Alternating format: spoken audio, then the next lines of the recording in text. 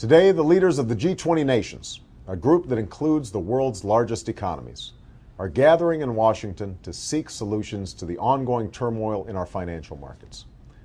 I'm glad President Bush has initiated this process because our global economic crisis requires a coordinated global response. And yet, as we act in concert with other nations, we must also act immediately here at home to address America's own economic crisis. This week, amid continued volatility in our markets, we learned that unemployment insurance claims rose to their highest levels since September 11, 2001.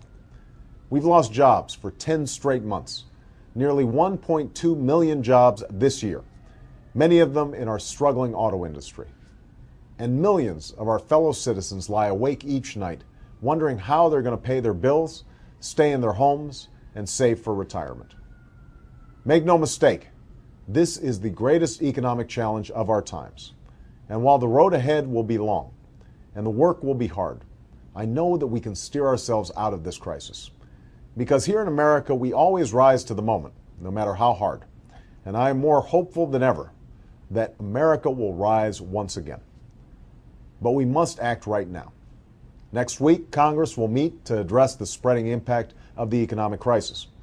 I urge them to pass at least a down payment on a rescue plan that will create jobs, relieve the squeeze on families, and help get the economy growing again. In particular, we cannot afford to delay providing help for the more than 1 million Americans who will have exhausted their unemployment insurance by the end of this year. If Congress does not pass an immediate plan that gives the economy the boost it needs, I will make it my first order of business as president.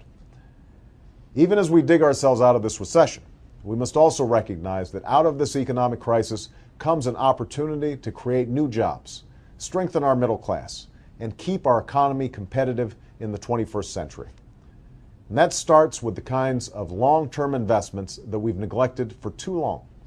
That means putting 2 million Americans to work rebuilding our crumbling roads, bridges, and schools.